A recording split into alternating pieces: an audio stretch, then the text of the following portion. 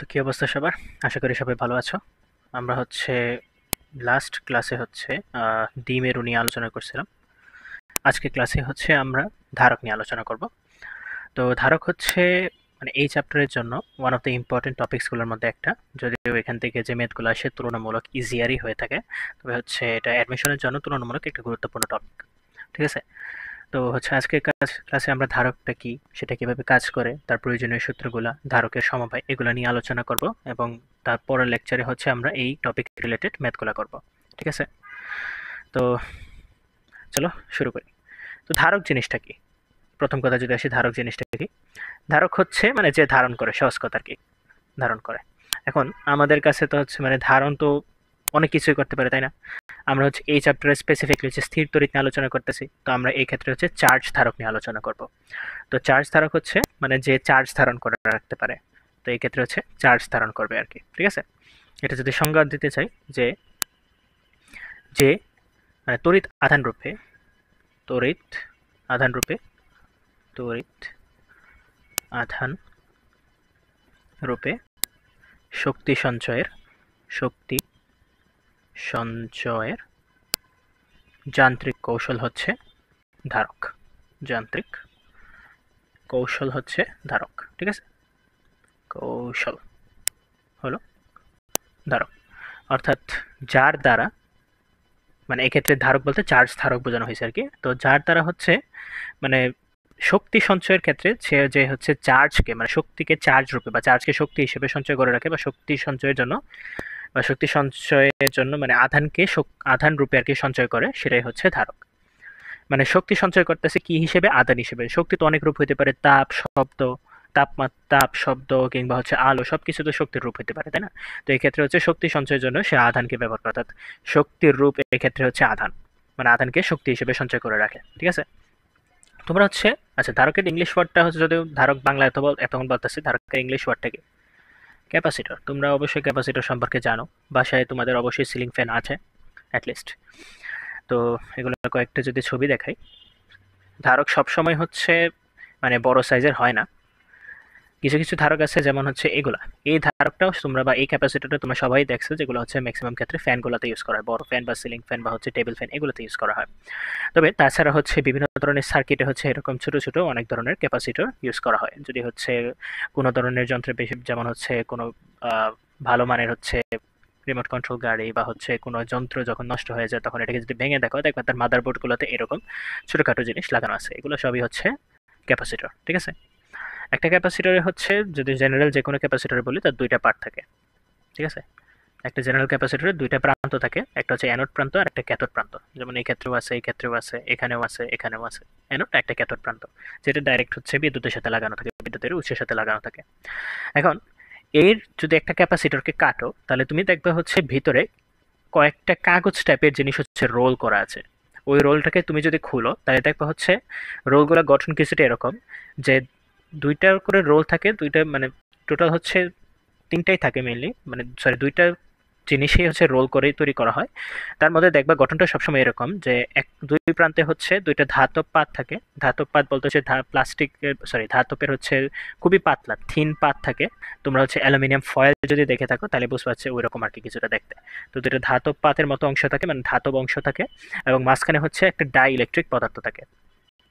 কিছুটা মানে তুমি দুইটা কাগজ বা কাপড়ের মতো চিন্তা করতে পারো। দুইটা কাগজ একটা একটার উপরে রেখে তুমি যদি রোল করতে থাকো, গঠনটা যেরকম দেখায়, এই গঠনটাও ঠিক সেরকমই। তো একটা ধাতব পাত থাকে, মানে দুই প্রান্তে দুইটা ধাতব পাত থাকে, মানে রোল করার কারণে আর কি দুইটা প্রান্ত তৈরি হয়েছে, দুই প্রান্তে দুইটা ধাতব পাত থাকে, এবং মাঝখানে একটা ডাইইলেকট্রিক পদার্থ থাকে। এবং এই পুরা জিনিসটাই ওই দুইটা যে অ্যানোড আর ক্যাথোড প্রান্ত আছে, তার সাথে আবার সংযোগ করা থাকে, যাতে তার মধ্য দিয়ে চার্জ পাস হতে পারে।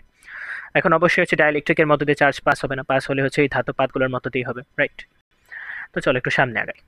তো যদি আমি একটা ধারকের সাধারণ একটা ডায়াগ্রাম আঁকি, যে একটা ধারকের দুইটা প্রান্ত থাকে, বা দুইটা পাতের প্রান্ত থাকে। এটাকে ধরো একটু সুন্দর করে রাখি। দুইটা প্রান্ত থাকে, ধরো এটা একটা ধাতব প্রান্ত বা ধাতব পাত, একটা ধাতব পাত, এটা আরেকটা ধাতব পাত। যে দুইটা ধাতব পাত বলছিলাম। আর মাঝখানে হচ্ছে কিছু ডাইইলেকট্রিক পদার্থ আছে, মাঝখানে হচ্ছে ডাইইলেকট্রিক আছে।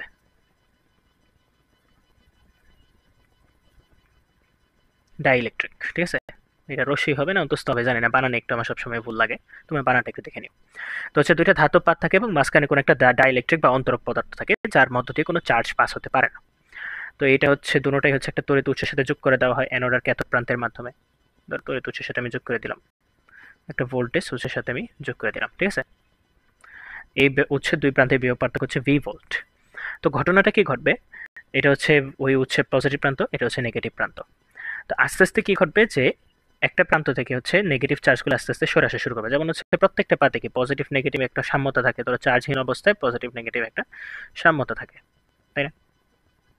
Positive negative positive negative positive negative positive negative positive negative সাম্যতা থাকে। তো ব্যাটারি যে তড়িৎ উৎস আছে, ব্যাটারিটা কি করবে, আস্তে আস্তে হচ্ছে যে ইলেকট্রনটা আছে, ইলেকট্রনগুলোকে হচ্ছে এদিকে হচ্ছে মানে ঠেলা শুরু করবে। একটা সহজ কথা, ইলেকট্রন তো সবসময় হচ্ছে বিদ্যুৎ প্রবাহের উল্টা দিকে যায়, তো এদিকে হচ্ছে ইলেকট্রনগুলোকে হচ্ছে ঠেলা শুরু করবে। এটা হচ্ছে ব্যাটারির মধ্যে সঞ্চিত শক্তির কারণে সেই ইলেকট্রনকে হচ্ছে এদিকে গতিশীল করার চেষ্টা করবে। তো ঘটবে এটা কি, আস্তে আস্তে হচ্ছে এই যে কোনো একটা প্রান্তে পাতে মানে যেটা নেগেটিভ প্রান্তের সাথে যুক্ত, এখানে হচ্ছে নেগেটিভ চার্জের পরিমাণটা আস্তে আস্তে বাড়া শুরু করবে, রাইট? আস্তে আস্তে বাড়া শুরু করবে।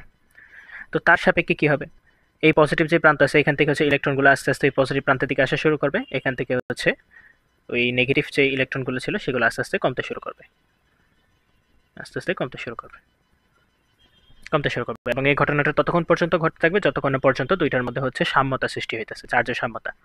তো যে মুহূর্তে চার্জের সাম্যতা সৃষ্টি হয়ে গেছে সেই মুহূর্তেই হচ্ছে তার মধ্য দিয়ে মানে আর কোনো ইলেকট্রন যাবেও না বা সেখান থেকে কোনো ইলেকট্রন সরেও আসবে না, ঠিক আছে? বুঝা গেছে আশা করি। এই ঘটনা ঘটা মাত্রই হচ্ছে এই ভি যে উৎসটা আছে মানে হচ্ছে যে এই ব্যাটারি যে উৎসটা আছে সেটা আর কোনো হচ্ছে ইলেকট্রনকে না এদিকে ঠেলবে, ইলেকট্রনকে আর এখানেও ঠেলবে না, আবার এখান থেকে ইলেকট্রনকে টেনেও নিয়ে আসবে না। বুঝা গেছে? যে মুহূর্তে সাম্যতা তৈরি হয়ে গেছে।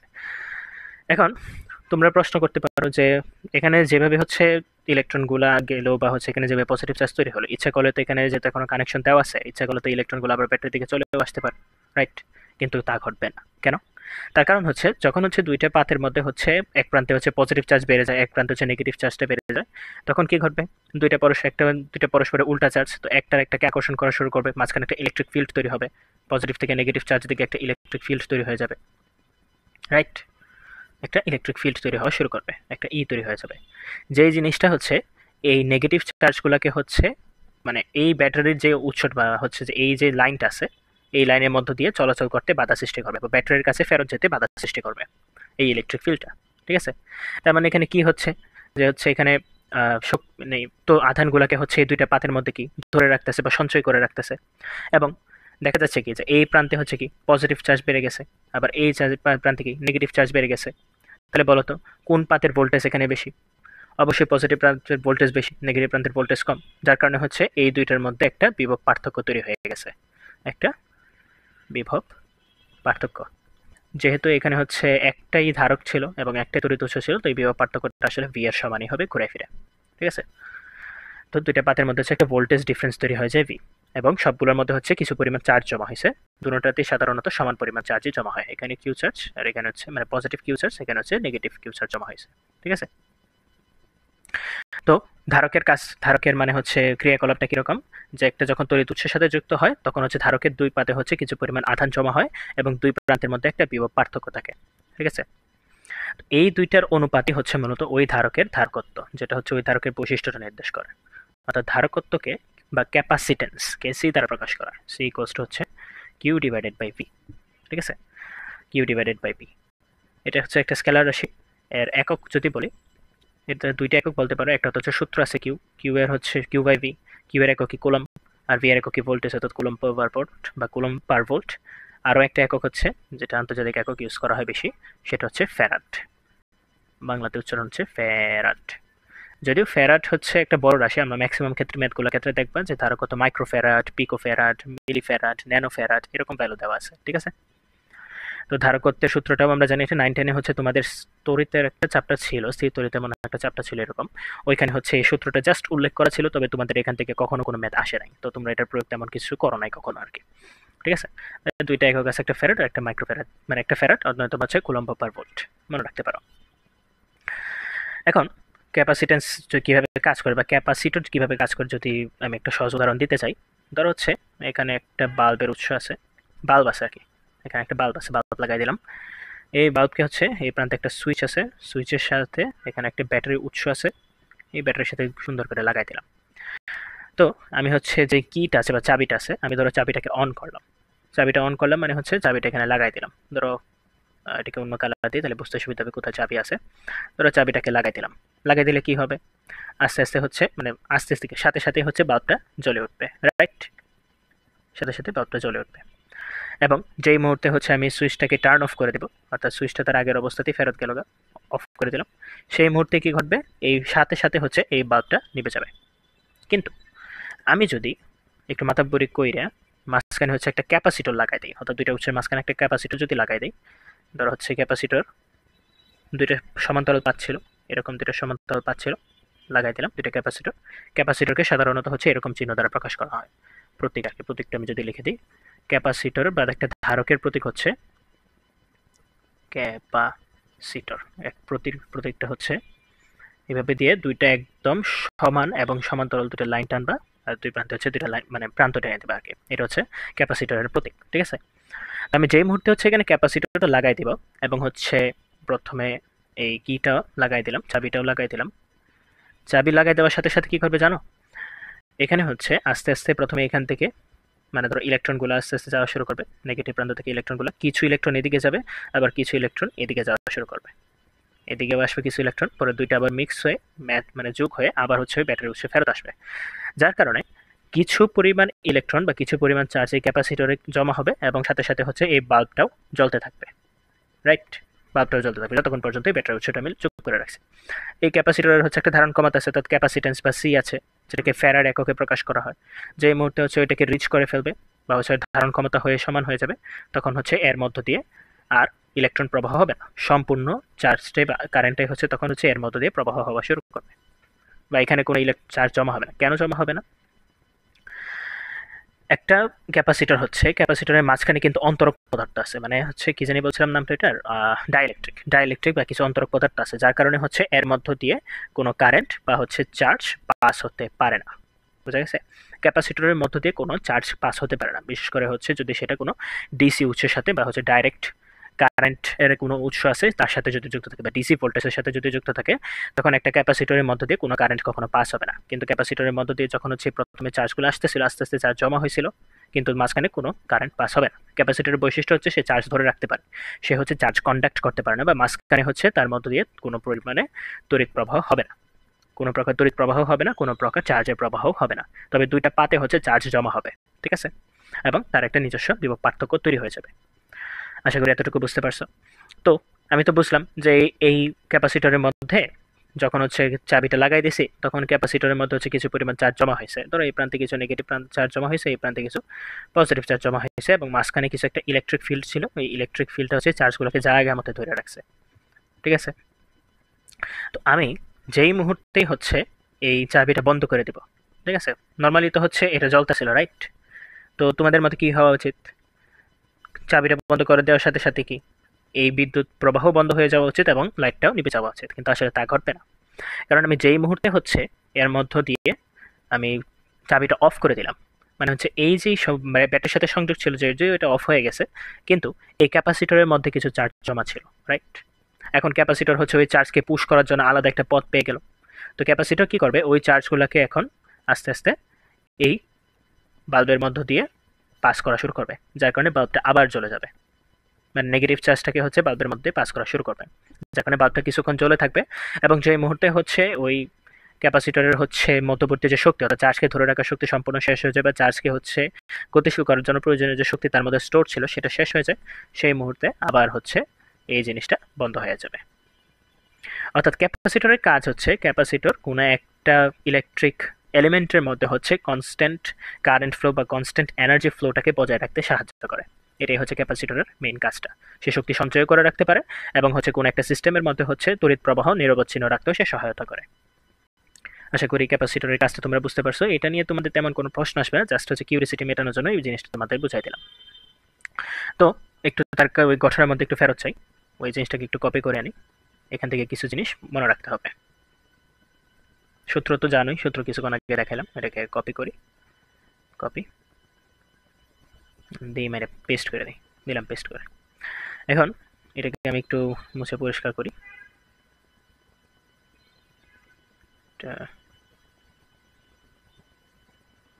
ইলেকট্রিক ফিল্ড মুছে ফেলি, এটাও মুছলাম, এটাও মুছি, এটাকে একটু পরিষ্কার করি।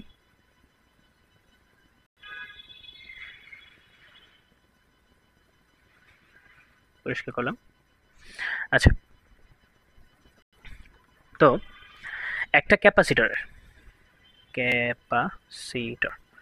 একটা ক্যাপাসিটরের যদি তুমি অন্তর্গঠন দেখো, তাহলে হচ্ছে যে বেসিক কাঠামোটা দেখবা সেটা হচ্ছে, আগেই বলছি যে দুইটা সমান্তরাল পাত থাকবে, সমান্তরাল তরাল ধাতব পাত, মানে দুইটা পাত থাকবে মিনিমাম, যে দুইটা পাত হচ্ছে পরস্পরের সমান্তরাল হবে।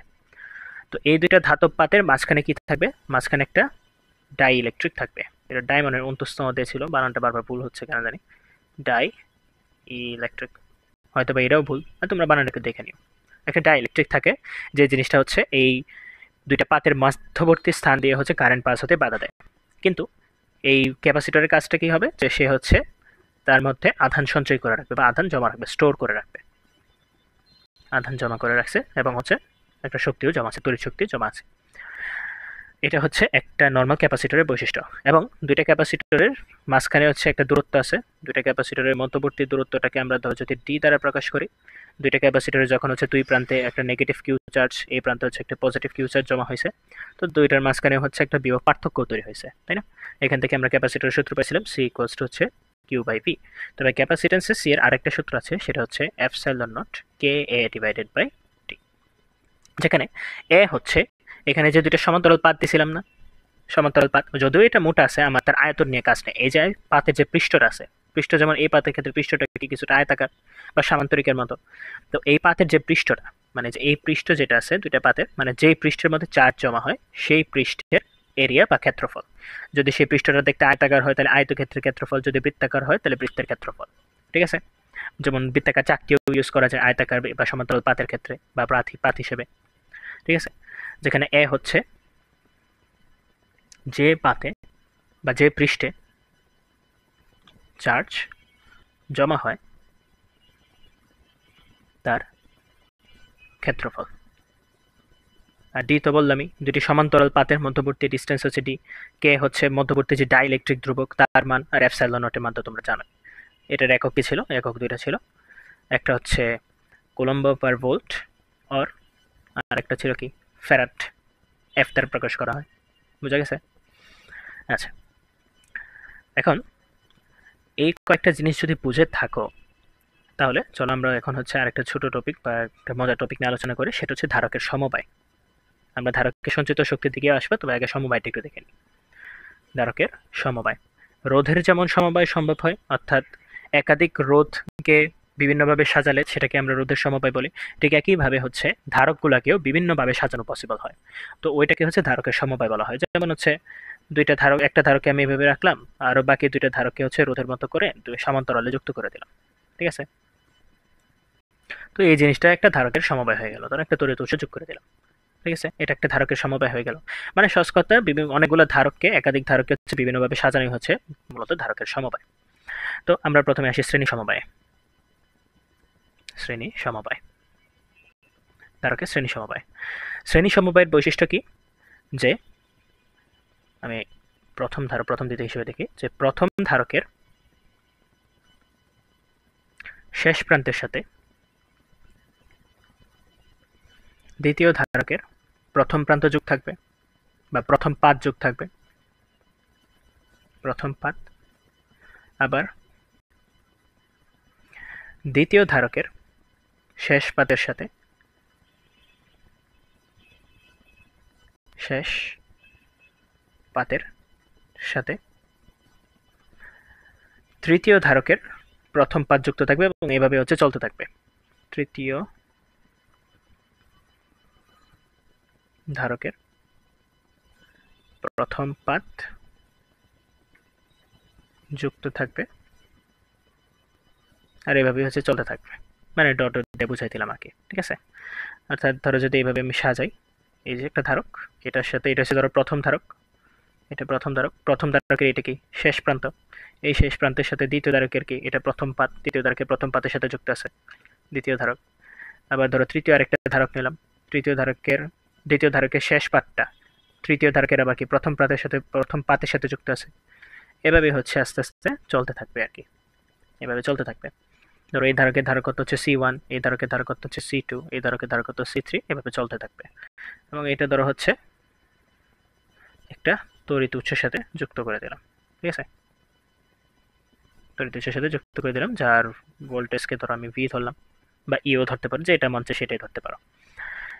আমি আরেকবার দেখাই, এটা হচ্ছে প্রথম ধারকের যে শেষ পাত, শেষ পাতের সাথে হচ্ছে দ্বিতীয় ধারকের প্রথম পাত যুক্ত আছে, দ্বিতীয় ধারকের শেষ পাতের সাথে তৃতীয় ধারকের আবার প্রথম পাত যুক্ত আছে, এবং এভাবে চলতে থাকবে। এটা হচ্ছে ধারকের শ্রেণী সমবায়, এবং একটা তড়িৎ উৎসের সাথে যুক্ত থাকবে। তো এই ক্ষেত্রে কি ঘটবে, এই ক্ষেত্রে হচ্ছে ধরো ধারকের ক্ষেত্রে বৈশিষ্ট্য কি, সে চার্জ জমা রাখে। এক প্রান্তে হচ্ছে ধরো এই প্রান্তে যদি পজিটিভ চার্জগুলো জমা হয়, ঠিক আছে, পজিটিভ চার্জগুলো জমা হয়, তাহলে ঘটবেটা কি, যে মাঝখানে যে ডাই ইলেকট্রিক ছিল, ধরো ডাই ইলেকট্রিকের অণুগুলাও আমি একটু জুম করি, জুম করে তার অণুগুলাও আঁকি, একটু ছোট করে ধরো ডাই ইলেকট্রিকের ধরো হচ্ছে এই যে অণুগুলো আঁকলাম, এই যে অণুগুলা, এইগুলো হচ্ছে মানে ডাই ইলেকট্রিকের যে উপাদান তার অণুগুলো আমি আঁকছি, ঠিক আছে।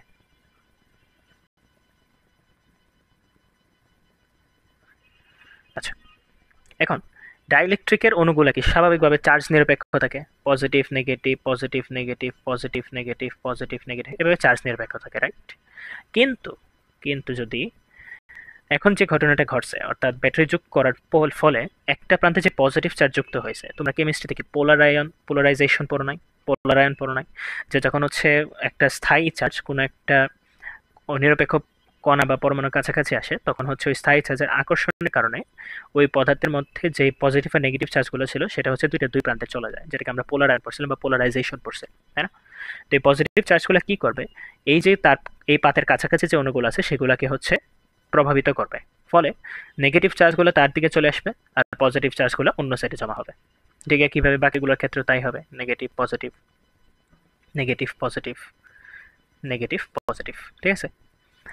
এখানে যতগুলো চার্জ আছে, মানে এই পার্টটাতে বাম সাইডে পার্টটাতে যতগুলো চার্জ আছে, ঠিক সে একই পরিমাণে হচ্ছে ওই ডান সাইডে এরকম পোলারাইজেশন ঘটতে থাকবে।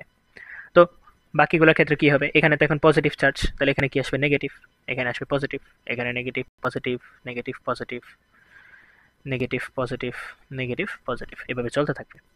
এখন যখনই হচ্ছে এই অণুগুলো আবার সেকেন্ড পাত, প্রথম ধারকের যে লাস্ট দ্বিতীয় পার্টটা আছে সেই পাতে যখন চলে আসছে, সেটাকেও সে কী করবে, পোলারাইজ করে ফেলবে তার কণাগুলোকেও, তখন এই পাশে নেগেটিভ নেগেটিভ নেগেটিভ চার্জগুলো আস্তে আস্তে জমা হতে শুরু করবে, এই প্রান্তগুলোতে নেগেটিভ প্রান্তগুলো জমা হতে শুরু করবে। ঠিক একইভাবে এক সাইডে যেহেতু নেগেটিভ প্রান্ত জমা হয়ে গেছে প্রথম ধারকের ক্ষেত্রে, দ্বিতীয় ধারকের দিকে যখন আমি যাব, সেকেন্ড ধারকের দিকে আমি যখন যাচ্ছি, এই যে দ্বিতীয় ধারক, তখন এই ক্ষেত্রে এখানে পজিটিভ চার্জগুলো জমা হবে সমপরিমাণে, ওই প্রান্তে হচ্ছে নেগেটিভ চার্জগুলো জমা হওয়া শুরু করবে সমপরিমাণে, এই পাশে পজিটিভ চার্জগুলো জমা হওয়া শুরু করবে সমমানে, এই পাশে হচ্ছে নেগেটিভ চার্জগুলো জমা হওয়া শুরু করবে সমমানে। বোঝা গেছে, এভাবে চলতে থাকবে।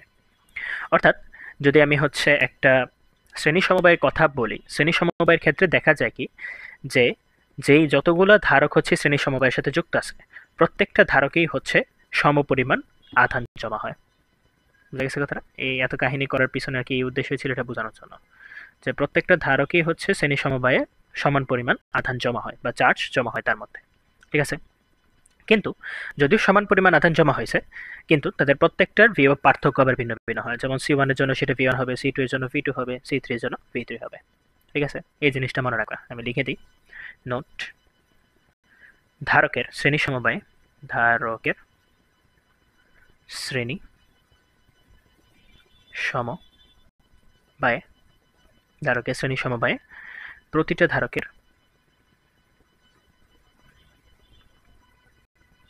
সঞ্চিত চার্জ পরস্পর সমান বা সেম হয় আর কি, সহজ কথা। ওই রোধের সিরিজ কানেকশনের মতো আর কি, যে সিরিজ কানেকশন যখন থাকে তখন কি তার মধ্যে দিয়ে সেম কারেন্ট পাস হওয়া শুরু করে, যদি এখানে ধারকের পরিবর্তে রোধ থাকতো, সেম কারেন্ট পাস হওয়া শুরু করতো, তার প্রত্যেকটা রোধের মধ্যে তখন হচ্ছে কারেন্টের পরিমাণ সমান হতো, মানে পাস হওয়া কারেন্টের পরিমাণ সমান হতো। আচ্ছা, তো এত কাহিনীতে পড়লাম, এই জিনিসটা হচ্ছে মনে রাখবা, ভেরি ভেরি ইম্পর্টেন্ট, এটা হচ্ছে ম্যাথে কাজে লাগবে, ঠিক আছে। এখন আমি যে হচ্ছে শ্রেণী সমবায়টা নিলাম, ঠিক আছে। এখন এতগুলা রোধ নিয়ে কাজ করাকে একটু অসুবিধাজনক। কেন অসুবিধাজনক? একটু খরচ বেশি এবং প্রত্যেকটাকে আলাদা আলাদা আলাদা ঝালাই করে আমার লাগাইতে হবে, যাইতে থাকবে C1 C2 C3 V।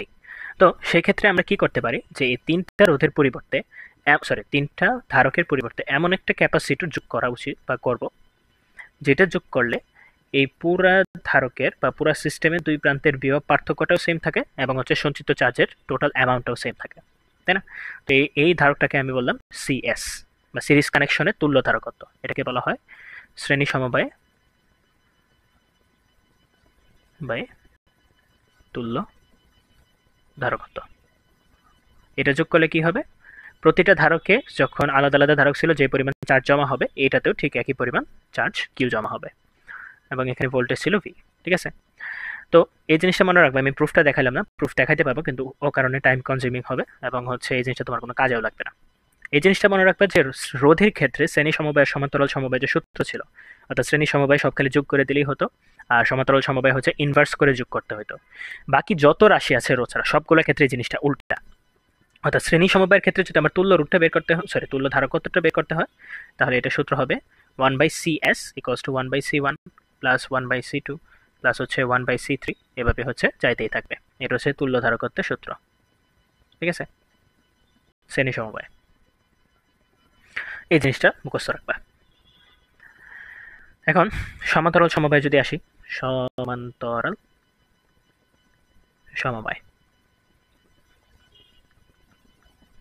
সমান্তরাল সমবায়, সমান্তরাল সমবায় কি, যে হচ্ছে প্রতিটা ধারকে যতগুলো ধারক আছে, প্রতিটা ধারকের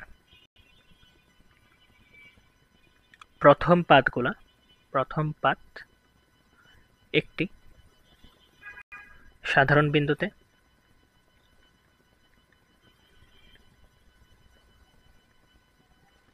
ও অবশিষ্ট যে দ্বিতীয় পাতগুলো,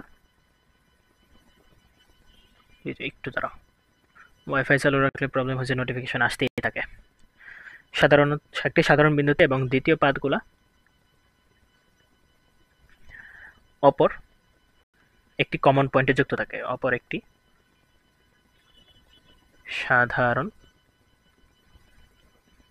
প্রান্তে বা বিন্দুতে, যেটাই বলো, প্রান্তে বা বিন্দুতে যুক্ত থাকে, ওই একই রোধের মতোই আর কি যুক্ত থাকে।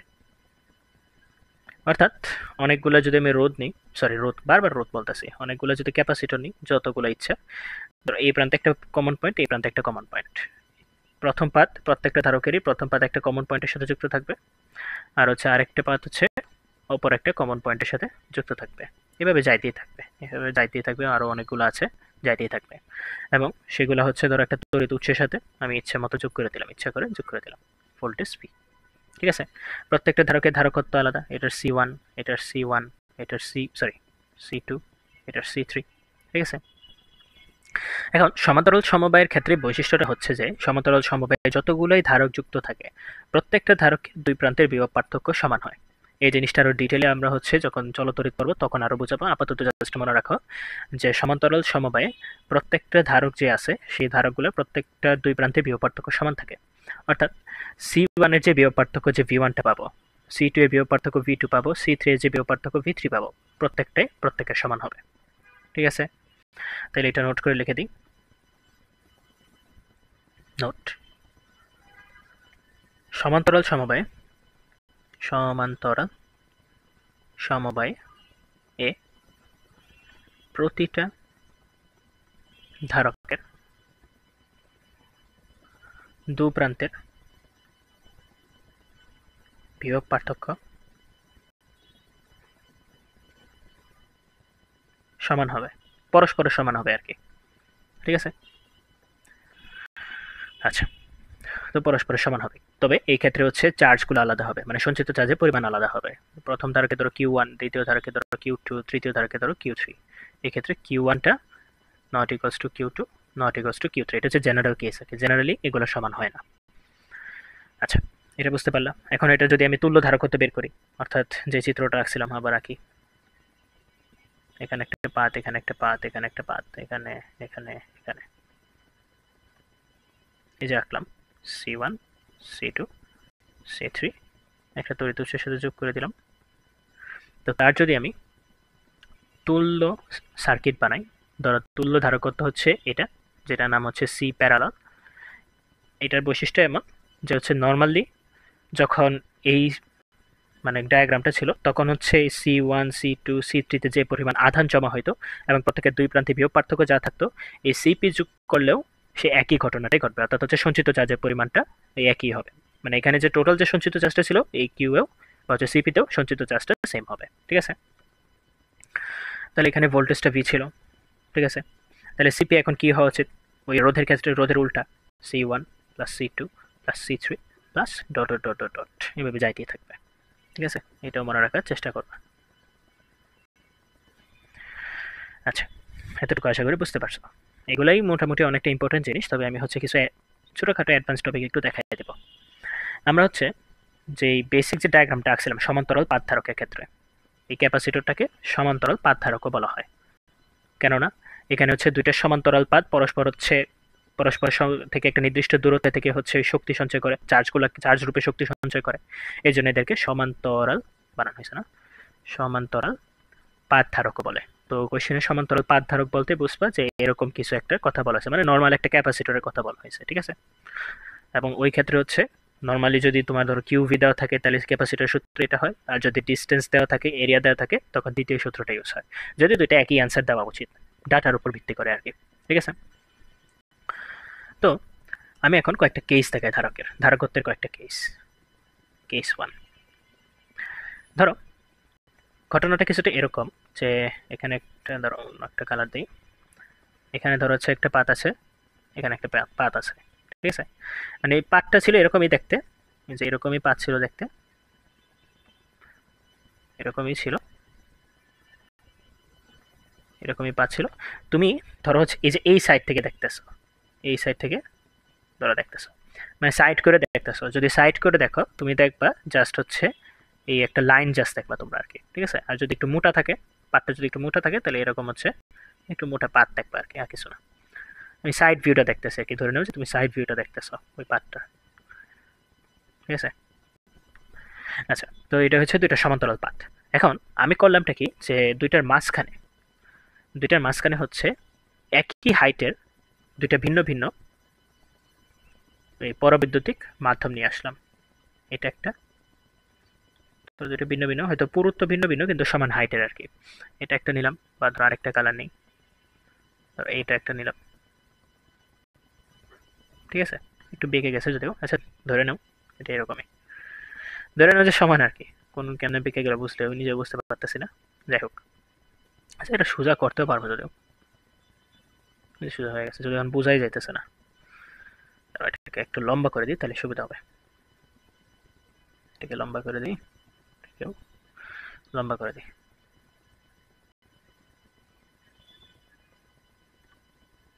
আচ্ছা একটু দাঁড়াও, এটাকে আমি আবার মুছে আর একটু ইয়ে করি, সুন্দর করে রাখার চেষ্টা করি। এটাকে একটু মোটা করে দিই,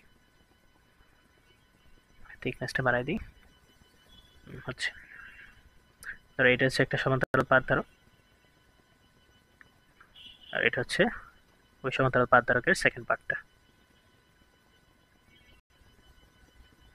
ঠিক আছে, এখন আমি হচ্ছে ধরো মাঝখানে এমন মানে দুইটা পরবৈদ্যুতিক মাধ্যম ইন্ট্রোডিউস করলাম। এটা একটা পরবৈদ্যুতিক মাধ্যম, এবার আরও একটা আছে, এটা একটা পরবৈদ্যুতিক মাধ্যম। মাঝখানে দুইটা পরবৈদ্যুতিক মাধ্যম আনলাম, দুইটার মাধ্যমের ধ্রুবক হচ্ছে একটা K1 আর একটা হচ্ছে ধরো K2। ঠিক আছে, এবং হচ্ছে যে এখানে যে একটা লাইন আছে, ধরো এটা কেউ যদি আমি আঁকা দিই, এখানে একটা এই বরাবর একটা লাইন আছে, এই লাইন বরাবর হচ্ছে দুইটা আলাদা হয় আর কি। ঠিক আছে, এখন তোমাকে বললো যে এরকম একটা কানেকশন বা এরকম একটা সিস্টেম আছে, একটা পাতের একটাই সমান্তরাল পাত ধারকের মাঝখানে হচ্ছে দুইটা ভিন্ন ভিন্ন পরবৈদ্যুতিক মাধ্যম আছে, যেটা একটা তড়িৎ উৎসের সাথে যুক্ত। তোমাকে এখন তার ক্যাপাসিটেন্স অর্থাৎ সিটা বের করতে বললো। ঠিক আছে, এই দুইটার মধ্যবর্তী ডিস্টেন্স দেওয়া আছে ডি, মধ্যবর্তী ডিস্টেন্স ডি দেওয়া আছে। এখন তোমাকে বললো যে এই দুইটার ক্যাপাসিটেন্স কত হবে সেটা বের করো। ঠিক আছে, এখন এই জিনিসটা আমি কিভাবে বের করবো? বা ধরো তোমাকে আমি এই জিনিসটাকে আরেকটু সহজ করতে, ডিসটেন্স তো আছে, তোমাকে ধরো বলাও আছে যে C1 K1 এর জন্য ধারকত্ব হচ্ছে C1, K2 এর জন্য ধারকত্ব হচ্ছে C2, ঠিক আছে? এখন তুমি কিভাবে বের করবা? আমরা তো নর্মালি কেস দেখছি যে হচ্ছে মাঝখানে জাস্ট একটা পরবৈদ্যুতিক মাধ্যম থাকে, কিন্তু এখানে তো দুইটা চলে আসছে, রাইট? এখন এই ক্ষেত্রে এই সিস্টেমটাকে ধরে নিতে হবে এই যে মাঝখানে যে লাইনটা আছে এই লাইনটা কি পাতগুলোর সমান্তরাল না? পাতগুলোর সমান্তরাল না। আমি ধরো এই K1 K2 ডাকলাম না, জাস্ট সমান্তরাল পাতগুলো আঁকলাম, ঠিক আছে? এরকম সমান্তরাল পাতগুলো আঁকলাম। তোমার দেখে কি মনে হইতেছে? ধরো এখানে দুইটা যুক্ত ছিল, দেখে কি মনে হচ্ছে? এরকম মনে হচ্ছে না যে দুইটা পাত ছিল, মানে দুইটা ধারক ছিল, যে ধারকের এই যে এই দুইটা পাত আছে এই দুইটা পরস্পর একটা আরেকটার উপর লেগে গেছে আর কি, কিছুটা এরকম দেখে মনে হচ্ছে না? তাই না? তার মানে এটাকে যদি আমি ধরো এরকম লাইন করে যুক্ত করে দিই, তাহলে এই জিনিসটা কি কিছুটা এরকম দেখানো উচিত না? মেইনলি কথাটা আমি যেটা বলতে চাচ্ছি যে এইরকম কেসের ক্ষেত্রে যখন হচ্ছে যে ডিভাইডারটা, মানে দুইটা যে ধারক আছে, দুইটা ধারকের মাঝখানে যে যেখানে একটা ডিভাইডার আছে, এই ডিভাইডারটা যদি এই যে সমান্তরাল পাত আছে তাদের সমান্তরাল হয়, তখন এই জিনিসটাকে তুমি ইচ্ছা করলে এভাবেও ভেঙে লিখতে পারো। এই জিনিসটাকে তুমি হচ্ছে এভাবে ভেঙে লিখতে পারো, অর্থাৎ ওই ডিভাইডার বরাবর যতগুলা ডিভাইডার আছে, ঠিক ওই ডিভাইডারগুলো হচ্ছে ডিভাইডার বরাবর ভাগ করবা, ভাগ করলে হচ্ছে তুমি এরকম আলাদা আলাদা দুইটা ধারক ধারক পেয়ে যাবে আর কি। বেসিক্যালি আমি বোঝাতে চাচ্ছি যে দুইটা মানে একটাই সমান্তরাল পাত ধারকের মাঝখানে যদি হচ্ছে দুইটা ভিন্ন ভিন্ন পরবৈদ্যুতিক মাধ্যম থাকে, তখন হচ্ছে তাদের যে মধ্যবর্তী যে ডিভাইডারটা আছে সেটা যদি ওই পাত ধারকগুলো সমান্তরাল হয়, মানে ওইগুলো যেরকম লম্বালম্বি আছে এটাও যদি লম্বালম্বি থাকে, তখন সেটাকে ভাগ করে তুমি আলাদা আলাদা দুইটা ধারককে শ্রেণী সমবায় আকারে লিখতে পারো। মানে এই জিনিসটা, এই সিস্টেমটাকে তুমি হচ্ছে দুইটা ধারকের সিরিজ কানেকশন হিসেবেও দেখতে পারো বা কল্পনা করতে পারো, ঠিক আছে? এখানে যে এটা ভি ছিল, এটা ছিল হচ্ছে C1, মাঝখানে ছিল K1, এটা ছিল C2, মাঝখানে ছিল K2। তাহলে তোমাকে যদি বলতো যে এই সিস্টেমের এর ধারকত্ব কত, ধারকত্ব ধারকত্ব কত, তখন আমি কি করতাম, এই পুরো সিস্টেমটাকে হচ্ছে নিচের মতো করে সাজাইতাম, সাজিয়ে হচ্ছে এই দুইটাকে এখন C1 আর C2 কি শ্রেণী সমবায় আছে, তাহলে C সমান কি হওয়া উচিত, মানে 1/c এর সূত্র 1/c1 প্লাস হচ্ছে 1/c2 এরকম হওয়া উচিত। এটা হচ্ছে ফার্স্ট কেসটা, ঠিক আছে? আশা করি বুঝতে পারছো, যদি না বুঝে একটু রিমাইন্ড করে নিও। আচ্ছা, একটু সামনে যাই। তো কেস 2 তে আসি, কেস নাম্বার 2। কেস 2টা কি হচ্ছে, একই জিনিস আবার একই, ধরো এটা একটা পাত, এটা একটা পাত। এখন করলাম কি যে ওই দুটাকে এখন একটু ঘুরাই দিলাম, ধরো এখানে হচ্ছে এভাবে দিলাম একটা, এভাবে দিলাম একটা, ঠিক আছে? দুইটা দিলাম। মাঝখান বরাবর হচ্ছে তার ওই লাইনটা ছিল, মানে ডিভাইডার যে মাঝখান বরাবর হচ্ছে তার ডিভাইডার, মানে এই বরাবর হচ্ছে দুইটা মাধ্যম ডিভাইড হয়েছে, এখানে হচ্ছে K1, এখানে হচ্ছে K2, আর এটা ছিল হচ্ছে ওই সমান্তরাল পাত ধারক, মানে মেইন যে পাত ধারকটা ছিল সেটা। এটাকে হচ্ছে একটা তড়িৎ উৎসের সাথে আবার যোগ করে দিলাম। তো এই ক্ষেত্রে কি হবে, আগেটা তো শ্রেণীর মতো ছিল, এই ক্ষেত্রেও কি করবা, তুমি ওই ডিভাইডার বরাবর হচ্ছে ভাগ করে দিবা। ডিভাইডার বরাবর ভাগ করলে কি দেখতে কিরকম হওয়া উচিত, যদি ডিভাইডার বরাবর ভাগ করি তাহলে দেখবা উপরে একটা ধারক চলে আসতেছে, নিচে একটা ধারক চলে আসছে, যেহেতু পুরাটা হচ্ছে একটা সেম দুইটা পয়েন্টের সাথে যুক্ত, তাহলে ওইটাকে সেম পয়েন্টের সাথে যুক্ত করে দাও, সেম পয়েন্টের সাথে যুক্ত করে দাও, পরে হচ্ছে একটা উৎসের সাথে যোগ করে দাও। তাহলে এটা দেখতে কিরকম দেখাচ্ছে, বিশ্রী একটা চিত্র এসে জানি, কিন্তু দেখতে কি সমান্তরাল পাত ধারকের যে প্যারালাল কানেকশন আছে সেটার মতো দেখাচ্ছে, রাইট? আমি আরেকবার দেখাই, এটাকে একটু সাইডে নিই। আচ্ছা, তো এই সকল ক্ষেত্রে আমি কি বলছিলাম যে ডিভাইডার বরাবর ভাগ করে দিবা। যদি ডিভাইডার বরাবর ভাগ করি তাহলে কি হবে, উপরে একটা পার্ট চলে আসবে, নিচে বাকি অর্ধেক পার্টটা চলে আসছে, এবং কি সবগুলো হচ্ছে এই যে দুইটা পয়েন্টের সাথে যুক্ত আছে দুই প্রান্তে, তাহলে দুইটা পয়েন্ট নিলাম, এখন পয়েন্টের সাথে যোগ করে দাও, দিলাম যোগ করে, দিলাম যোগ করে, দিলাম দিলাম। আবার এই দুইটা পয়েন্ট কি একটা ব্যাটারির সাথে যুক্ত ছিল, দিলাম যোগ করে, দিলাম। তাহলে দেখো তো এই কেসের ক্ষেত্রে একটা যদিও একটা সমান্তরাল পাত ধারক ছিল, এই ক্ষেত্রে কি দুইটা ভাগে ভাগ হয়ে গেছে, একটা মাঝখানে আছে K1, একটা মাঝখানে আছে K2। ধরো এর ধারকত্ব ছিল C1, এর ধারকত্ব ছিল C2, মানে এর জন্য ধারকত্ব পাচ্ছ C1, এর জন্য ধারকত্ব পাচ্ছ C2। তাহলে তোমাকে যদি বলতো যে এই সিস্টেমের ধারকত্ব কত, বা এই ক্ষেত্রে ওই ক্যাপাসিটরের ধারকত্ব কত, তখন আমি কি করতাম যে এই সিস্টেমটাকে, এই পুরো সিস্টেমটাকে হচ্ছে এটার মতো করে সাজায় নিতাম, সাজিয়ে হচ্ছে এই দুটো কি প্যারালালে আছে, তাহলে প্যারালালের সূত্র কি C = C1 + C2 এরকম করে যাইতে থাকবে যতগুলাই আসে, ঠিক আছে? তো আশা করি এই জিনিসটাও বুঝতে পারছো। মানে সহজ কথা হচ্ছে, যদি একটা সমান্তরাল পাত ধারকের, মানে একটা ধারকের দুইটা সমান্তরাল পাত আছে, তার মাঝখানে যদি ভিন্ন ভিন্ন পরাবৈদ্যুতিক মাধ্যম থাকে, তখন জাস্ট হচ্ছে যেই সাইডে বা যেই অংশটুকু বা যেই লাইনটা হচ্ছে ওই দুইটা ধারকত্বকে হচ্ছে বা দুইটা পরাবৈদ্যুতিক মাধ্যমকে হচ্ছে ভাগ করতেছে, ওই লাইন বরাবর কেটে ফেলবা ধারককে, তখন ওই ধারকত্বটা দেখতে বা ওই কানেকশনটা দেখতে যেরকম হয়, যেমন এই ক্ষেত্রে হচ্ছে যখন হচ্ছে লাইনটা আমি কাটছি, দেখতে হচ্ছে কিছুটা এরকম হয়ে গেছে, প্যারালাল কানেকশনে দুইটা ধারক। আবার যখন এই বরাবর আমি লাইনটা কাটছি, এই বরাবর হচ্ছে যেটা হচ্ছে তাদের সেপারেটরটা ছিল, সেপারেটর বরাবর যখন লাইনটা টানছি এবং হচ্ছে দুইটা ধারকে কাটছি, কাটার পরে জিনিসটা কি এরকম হয়ে গেছে, অর্থাৎ সিরিজ কানেকশনে দুইটা ক্যাপাসিটর আছে এরকম দেখাচ্ছে। ঠিক আছে, এভাবে হচ্ছে ভেঙে ফেলবে এবং যেটার মতোই দেখায় ওইটা সূত্র ফালাই দিবা জাস্ট। আচ্ছা, এখন একটু সামনে যাই।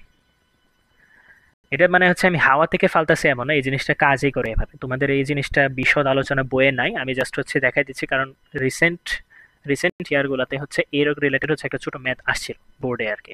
কোন বোর্ডে আসছিল এটা স্পেসিফিকলি মনে নেই, তবে ওই ক্ষেত্রে হচ্ছে এই থিওরিটা কাজে লাগছিল। আচ্ছা, তো এখন আমি একটু ওই জিনিসটাকে আরেকটু কমপ্লিকেট করি, কেস থ্রিতে আসি। ধরো এই ক্ষেত্রে তো আমি বলে দিছিলাম যে কে ওয়ানের জন্য ধারকত্ব C1, K2 এর জন্য ধারকত্ব C2, রাইট? এখন ধরো তোমাকে K1 K2 এর জন্য দুইটা আলাদা আলাদা ধারকত্ব দেওয়া নাই, ঠিক আছে? তোমাকে ঘটনা এখন কিছুটা এরকম করে দিলাম যে একটা সমান্তরাল পাত ধারক ছিল, এটাকে একটু গাঢ় করি। এখানে একটা সমান্তরাল পাত ধারক ছিল, গাঢ় করলাম। ধরো মাঝখানে হচ্ছে একেবারে একদম মাঝখানে না আর কি, একটা টি পুরুত্বের, এর পুরুত্ব হচ্ছে টি পুরুত্বের একটা কে পরাবৈদ্যুতিক মাধ্যমের বস্তু ঢুকাই দিলাম। ঠিক আছে, টি পুরুত্বের কে পরাবৈদ্যুতিক মাধ্যমের একটা বস্তু ঢুকাই দিলাম, এবং এই দুইটা সমান্তরাল পাত ধারকের মধ্যবর্তী যে ডিস্টেন্স সেটা হচ্ছে ডি। মানে মাঝখানে বলতে একদম ঠিক মিডল পয়েন্টে না, মাঝে কোথাও আর কি। ঠিক আছে, ওইটাকে হচ্ছে একটা তড়িৎ উৎসের সাথে সুন্দর করে লাগাই দিলাম, লাগায় সুন্দর, লাগানো শেষ। বি। এখন তোমাকে বলছে যে এই সিস্টেমের ধারকত্ব কত, জাস্ট এটা বের করতে বলছে, কত কত। ঠিক আছে, এবং তোমাকে বলে দেওয়া আছে যে এদের পৃষ্ঠের এরিয়া হচ্ছে এ। ঠিক আছে, বলে দেওয়া। এখন একটু চিন্তা করো, মাঝখানে তো কে পরাবৈদ্যুতিক মাধ্যম আছে, বাকি জায়গাগুলো তো ফাঁকা, কিছু তো বলে নাই। তাহলে আমি ধরে নিব যে ফাঁকা জায়গাগুলোতে হচ্ছে শূন্য মাধ্যম আছে। ঠিক আছে, এখানেও শূন্য মাধ্যম আছে। এখন আমাকে হচ্ছে এই জিনিসটা যদি সলভ করতে হয় বা এর যদি ধারকত্ব বের করতে হয়, তাহলে অবশ্যই হচ্ছে তাদেরও পুরুত্ব বের করতে হবে, রাইট? এই শূন্য মাধ্যম কতটুকু আছে তারও পুরুত্ব বের করতে হবে। মানে হচ্ছে কিছুটা আমি এভাবে, যে আগে যে দুইটা কেস করছিলাম ওই দুইটা কেসের মতো সাজানোর চেষ্টা করতেছি, যে এখানে একটা শূন্য মাধ্যম আছে, পরে এইখানে একটা শূন্য মাধ্যম আছে, আর মাঝখানে হচ্ছে কে পুরুত্বের অন্য একটা জিনিস আছে। ঠিক আছে, তাহলে ডিভাইডার কয়টা হলো এখন? এই যে এখানে একটা ডিভাইডার, এখানে একটা ডিভাইডার। তাহলে এটা দেখতে কিরকম হওয়া উচিত? এইখানে একটা শূন্য মাধ্যমের জন্য, এখানে একটা কে মাধ্যমের জন্য, এখানে আরেকটা শূন্য মাধ্যমের জন্য, অর্থাৎ কিছুটা হচ্ছে সিরিজ কানেকশনের মতো দেখা উচিত, রাইট? এখন প্রবলেমটা হচ্ছে কি, যে আমি যদিও দুইটা শূন্য মাধ্যম এখানে পাইছি, কিন্তু শূন্য মাধ্যম দুইটা যে পুরুত্ব কতটুকু, কোনটার পুরুত্ব কতটুকু সেটা আমি জানি না। কেন জানি না? কারণ হচ্ছে কে যেটা আছে, মানে কে মাধ্যম যেটা আছে, এই কে মাধ্যমটা যে আমি একদম ডাইরেক্টলি মাঝখানেই বসাইছি, এটার কোনো গ্যারান্টি নেই বা কোশ্চেনে বলা থাকবে না। ঠিক আছে, এটা একটু পরিষ্কার করি। তো আমি এই ক্ষেত্রে কি করবো, একটা চূড়ামি পদ্ধতি অবলম্বন করবো। ঠিক আছে, চুরিবিদ্যা মহাবিদ্যা যদি না পড়ো ধরা, মানে যতক্ষণ কট না খাইতেছে ততক্ষণ পর্যন্ত সবকিছু করা যেতেছে, রাইট? তবে এটা খারাপ জিনিস, এটাকে আবার অন্য মতলবে নিও না তোমরা। আমি জাস্ট মজার ছলে বললাম আর কি। কপি করলাম, এটাকে একটু পেস্ট করে নিই,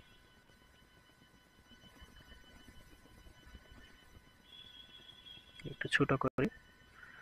আচ্ছা, তো আমি এক্ষেত্রে করবোটা কি, একটু চূড়ামি করবো। চূড়ামিটা কিরকম, ওই যে পাত ধারকটা ছিল, পাত ধারকটা আবার রাখলাম, সমান্তরাল পাত ধারকগুলো।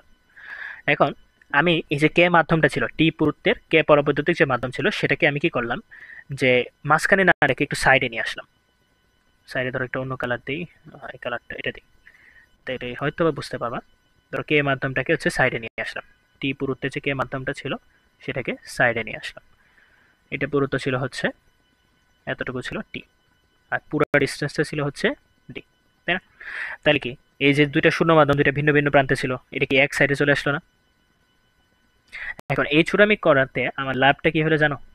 লাভটা হচ্ছে যে আগের ক্ষেত্রে দুইটা শূন্য মাধ্যম ছিল, একটা কে মাধ্যম ছিল। এই ক্ষেত্রে একটা কে মাধ্যম হয়ে গেছে, একটা শূন্য মাধ্যম হয়ে গেছে, এবং এই ক্ষেত্রে আমি দুইটা পুরুত্ব বের করতে পারবো কিভাবে? যেমন কে এর পুরুত্ব যদি টি হয়, পুরা ডিস্টেন্সে যদি ডি হয়, তাহলে এতটুকু কি হওয়া উচিত? D minus T, right? পুরুত্বটাও পেয়ে গেছি। এবং তাদের পৃষ্ঠতলের ক্ষেত্রফল তো আমার জানাই আছে, এরিয়া হচ্ছে এ। এর পৃষ্ঠতলের ক্ষেত্রফল এরিয়া হচ্ছে এ, আর এখানে ভোল্টেজ তো ভি ছিলই, তাই না? এখন বলো এটা আবার কিরকম হয়ে গেল এটা দেখতে। ধরো শূন্যটাকে যদি একটা ঘরের মধ্যে নিয়ে নিই, তাহলে কি মনে হচ্ছে না যে দুইটা সমান্তরাল পাঠধারকের মাঝখানে দুইটা ভিন্ন ভিন্ন পরাবৈদ্যুতিক মাধ্যম আছে, একটা কে মাধ্যম আর একটা শূন্য মাধ্যম। তাহলে মাঝখানে কি ডিভাইডারটা একটা চলে আসলো। যদি একটা ডিভাইডার হয় তাহলে এই একটা ডিভাইডার বরাবর যদি আমি কাটি তাহলে আমি কয়টা ক্যাপাসিটার পাচ্ছি?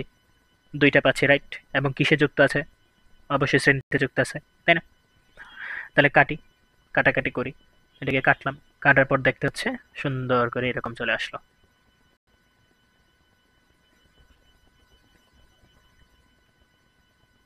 এখানে ভি, এখানে কে মাধ্যম ছিল আর এখানে ছিল শূন্য মাধ্যম। এর পুরুত্বটা ছিল হচ্ছে টি, এর পুরুত্ব ছিল হচ্ছে ডি মাইনাস টি, ঠিক আছে?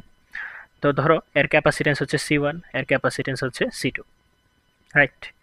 এখন আমাকে যদি বলে যে এই যে শুরু থেকে যে প্রশ্ন করছিল যে এই যে জিনিসটা আছে, এই যে ঢঙ্গের এই জিনিসটা আছে, এর ক্যাপাসিটেন্স বাই করতে বলছে বা ধারকত্ব বের করতে বলছে, তাহলে এর ধারকত্ব বের করা যা যা বোঝায়, এই জিনিসটা ধারকত্ব বের করে একই জিনিস বোঝায়। ঠিক একইভাবে তার নিচেও আর একটা সুন্দর জিনিস ছিল, এর ধারকত্ব বের করতে যা বোঝায় বলতে যা বোঝায়, এর ধারকত্ব বের করা বলতে একই জিনিস বোঝায়। আবার এখান থেকে কি নিচেরটা আনছি, তাহলে এর ধারকত্ব বের করা বলতে কি একই জিনিস বোঝায় না? এই তো আমার জাস্ট আলটিমেট কাজটা হচ্ছে এই যে এখন নতুন যে সিস্টেমটা পাইছি, এটা এর ধারকত্বটা বের করা, মানে তুল্য ধারকত্ব বের করা। পরস্পর শ্রেণীতে আছে, শ্রেণীতে লাগাই দিব জাস্ট। তবে তার আগে সি ওয়ান এবং সি টু জেনারেল ইকুয়েশনটা আমরা বের করে নেব। যেহেতু এক্ষেত্রে মধ্যবর্তী পুরুত্ব এবং হচ্ছে পৃষ্ঠ যে তল আছে, মানে হচ্ছে যে এটাকে জানি বলে পাত যে আছে, পাতের যে পৃষ্ঠতল আছে, পৃষ্ঠতলে যে এরিয়া দেওয়া আছে, তো সেই অনুসারে আমরা সূত্রটা ইউজ করবো epsilon naught K A divided by T. এক্ষেত্রে ডি হচ্ছে দুইটা পাতের পুরুত্ব, এক্ষেত্রে হচ্ছে টি, তাহলে টি এখানে ইউজ করবো ডি এর পরিবর্তে। এটাকে এক নাম্বার ইকুয়েশন ধরলাম, ইকুয়েশন ধরার দরকার নেই। সি টু নেই, সি টু সমান কি এপসাইলন নট, শূন্য মাধ্যম যেহেতু, শূন্য মাধ্যমের জন্য এটা কি হবে? ওয়ান হবে জাস্ট, তাই না? ওয়ান বসাই দিলাম, ওয়ান ইন্টু এ, এরিয়া তো দুটোটা ক্ষেত্রে same, divided by D. D হচ্ছে দুইটা পাতের মধ্যবর্তী ডিস্টেন্স, এক্ষেত্রে D minus T, D minus T. তো সি ওয়ান সি টু পেয়ে গেলাম। সি ওয়ান সি টু কীভাবে যুক্ত আছে? শ্রেণীতে যুক্ত আছে, তাহলে তাদের হচ্ছে তুল্য ধারক করতে হবে কি one by C series equals to one by C one plus হচ্ছে ওয়ান বাই সি টু। তাহলে এটাকে যদি আমি আচ্ছা ভাঙে ভাঙে করি, নিচে লসাগু নিচে হচ্ছে সি ওয়ান সি টু, উপর আসতেছে C one plus C two. এটাকে যদি উল্টাই দিই, সি এস আসতেছে হচ্ছে C one C two divided by C one plus C two, ঠিক আছে? এখন সি ওয়ানের ভ্যালুটা বসাই। সি ওয়ানের ভ্যালু ছিল এপসাইলন নট কে, এটা আগে কে এ ডিভাইডেড বাই হচ্ছে কি টি ইন্টু এপসাইলন নট, কে এর মান তো ওয়ান ছিল, এ ডিভাইডেড বাই হচ্ছে ডি মাইনাস টি, আর নিচে জাস্ট এই দুটো যোগ করে দিলেই হবে আর কি। Epsilon naught K A divided by T plus D minus T into epsilon naught A. উপরে কি গুণ হচ্ছে, গুণ করলে হচ্ছে এখানে T into D minus T, আর উপরে আসছে হচ্ছে epsilon naught square S square into K. আর নিচে তো লসাগু নিব, সুন্দর করে লসাগু নাও, T into D minus T, right? আবার এই প্রান্ত থেকে কি, এখান থেকে আর এখান থেকে কি এপসাইলন নট এ কমন যাচ্ছে, বাইরে নিয়ে আসি এপসাইলন নট এটাকে, বাইরে নিয়ে আসলে ভিতরে কি হচ্ছে? আচ্ছা আমি এটাকে ভেঙে দেখে পুরোপুরি দেখতে হয়তো প্যাস লাগবে তোমাদের। তাহলে এখানে যদি আমি আগে হচ্ছে এপসাইলন নট এটাকে কমন নিই, কমন নিলাম, ভিতরে থাকতেছে কি কে বাই টি প্লাস হচ্ছে one by D minus T. তো এটা নিচেরটাকে লসাগু নিই, এপসাইলন নটে এটা আপাতত রাখি, T into D minus T, তাহলে কে এর সাথে আছে আসতেছে হচ্ছে ডি মাইনাস টি আর প্লাস হচ্ছে হুদা টি, আর উপরে আসতেছে হচ্ছে epsilon naught square S square into K divided by T into D minus T. এই ক্ষেত্রে যে T into D minus T আর টি ইন্টু ডি মাইনাস টিটা কাটা চলে যাবে, আর এখানে যে একটা এপসাইলন নট এ আছে, উপরে এপসাইলন নট স্কোয়ার এ স্কোয়ার আছে, একটা এপসাইলন নট এ কাটা যাবে, তাহলে থাকতেছে কি, যদি কাটাকাটি শেষ করি, উপরে থাকতেছে হচ্ছে epsilon naught A into K divided by K into D minus T plus T, ঠিক আছে? তাহলে আমি যদি উপরে নিচে কে দ্বারা ভাগ করি, উপরে থাকতেছে এপসাইলন নট এ, নিচে থাকতেছে ডি মাইনাস টি প্লাস হচ্ছে টি ডিভাইডেড বাই কে। তুমি হচ্ছে এটাকে এই পর্যন্তও রাখতে পারো, আর নয়তো হচ্ছে এটাকে যদি আরেকটু সুন্দর করি, epsilon naught A D minus টিটাকে যদি কমন নিই 1 মাইনাস 1/k। এটা হচ্ছে সিএস এর সূত্র। বা ওই যে একটা ঘটনা বললাম যে দুটো ভিন্ন ভিন্ন ধারকত্ব আছে, সেই ক্ষেত্রে হচ্ছে ওই মূল ধারকত্ব বা ক্যাপাসিটরের ধারকত্ব, সরি, দুইটার মাঝখানে হচ্ছে ভিন্ন ভিন্ন ডাইইলেকট্রিক আছে, তো সেই ক্ষেত্রে ওই ক্যাপাসিটরের ধারকত্ব নির্ণয় সূত্র হচ্ছে এটা, epsilon naught A divided by D minus T into 1 minus 1/k, যেখানে টি হচ্ছে কে মাধ্যমের পুরুত্ব আর এ হচ্ছে সমান্তরাল পাতগুলোর পৃষ্ঠতলের বা পৃষ্ঠতল যেটাই বলো, পৃষ্ঠতলের ক্ষেত্রফল, মানে সহজ কথা যে পৃষ্ঠে হচ্ছে চার্জগুলো জমা হয়েছে আর কি, তার ক্ষেত্রফল। আর ডি তো জানোই, ডি হচ্ছে সমান্তরাল পাতগুলোর মধ্যবর্তী দূরত্ব, ওইগুলো চেঞ্জ হবে না, সমান্তরাল পাতগুলোর দূরত্ব, মধ্যবর্তী ডিস্টেন্সটা আর কি, ঠিক আছে। আচ্ছা, এই সূত্রটা মুখস্থ রাখবে, এটা খুবই ইম্পর্টেন্ট একটা সূত্র। তোমাদের বই হচ্ছে, যদি তোমরা তপন স্যারের বইটা পড়ো তাহলে ওখানে দেখবে এই সূত্রটা ডাইরেক্ট হচ্ছে উল্লেখ করা আছে, তবে সেলুস স্যার বা অন্য বইগুলোতে হচ্ছে দেখবে এটাকে একটু ডিরাইভ করার চেষ্টা করছে, এভাবে করে ডিরাইভ করছে। এখন এটা তো আমি জাস্ট যে জিনিসটা দেখাইলাম যে মাঝখানে কে মাধ্যম আছে টি পুরুত্বের এবং বাকিগুলো শূন্য মাধ্যম।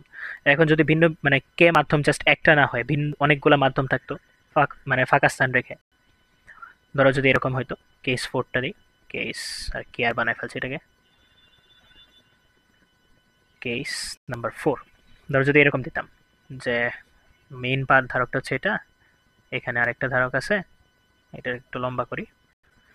আচ্ছা, মাঝখানে হচ্ছে টি1 পুরুত্বের একটা নিলাম কে1, এটার পুরুত্ব হচ্ছে টি1, আবার টি2 পুরুত্বের আরেকটা মাধ্যম নিলাম কে2, এর পুরুত্ব হচ্ছে টি2, এবং হচ্ছে ফাঁকা স্থানগুলোতে শূন্য মাধ্যম আছে এবং এই ডিস্টেন্স হচ্ছে ডি, ঠিক আছে। একটু সাইডে নিই, ছোট করে দিলে সুবিধা হয় হয়তো, ঠিক আছে, এরকম আছে।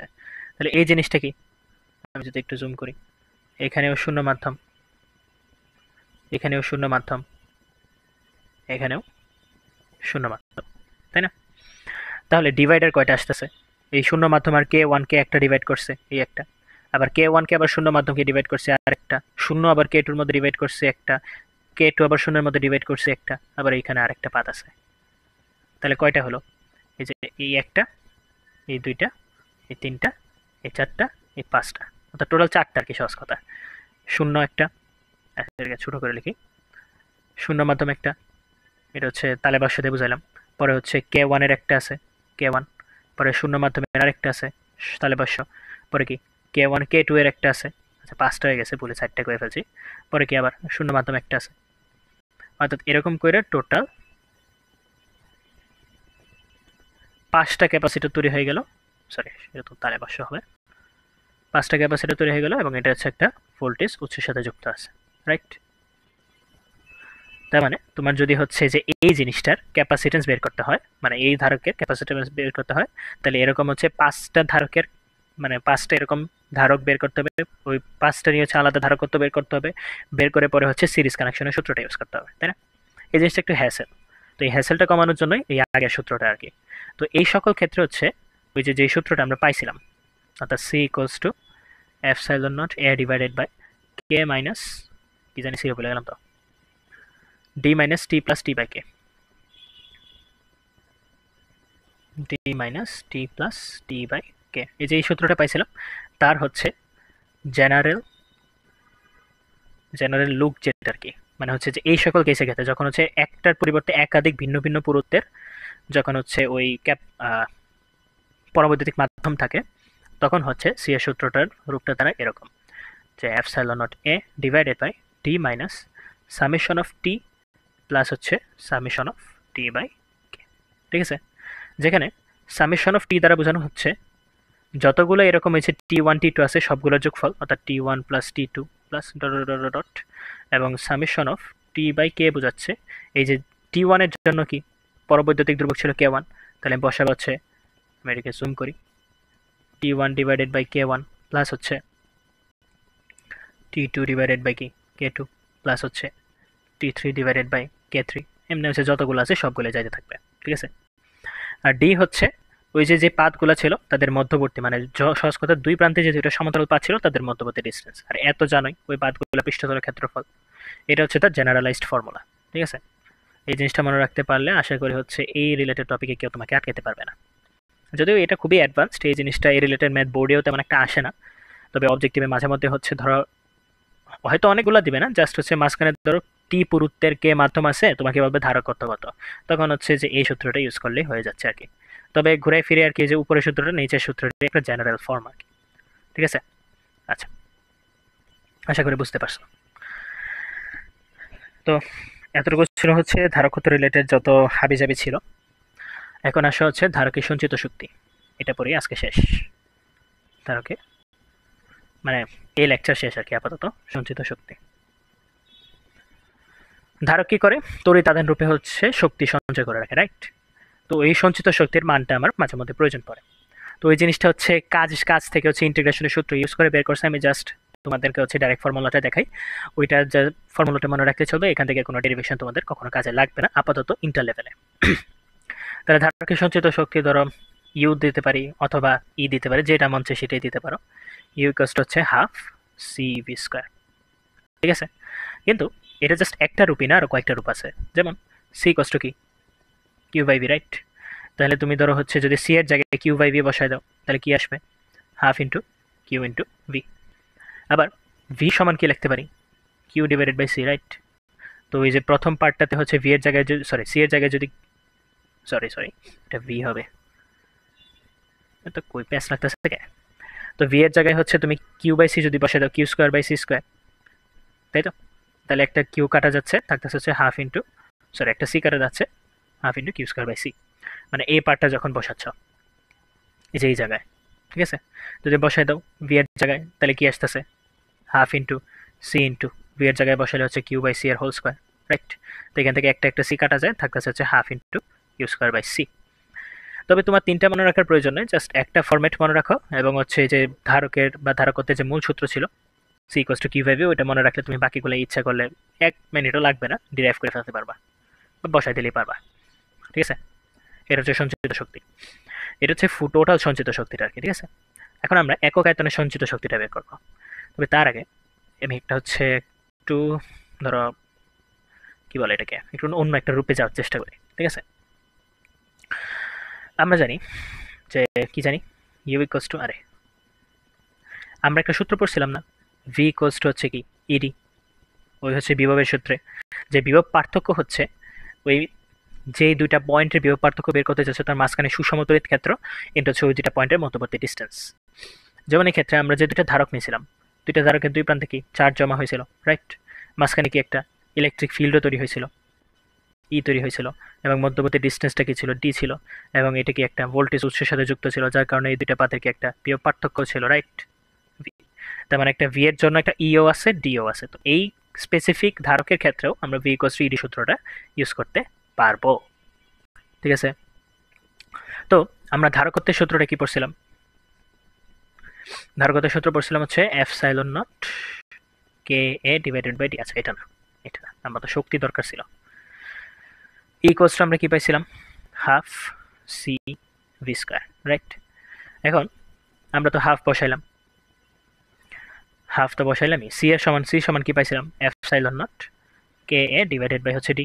আবার ভি সমান কি পাইছি, ইডি। তাহলে ভি স্কোয়ার সমান হচ্ছে E square into D square, একটু কাটাকাটি করো, ডি আর ডি একটা কাটা গেলে থাকতেছে কি half into epsilon not into k into A into E square into D. তো এটা একটু হিবিজিবি লেগে গেছে, তো আমি একটা কাজ করি, এপসাইলন নট কেটাকে আর ইটাকে একসাথে আনি, মানে স্কোয়ারটাকে একসাথে আনি, আর এ ডিটাকে একসাথে নিয়ে আনি।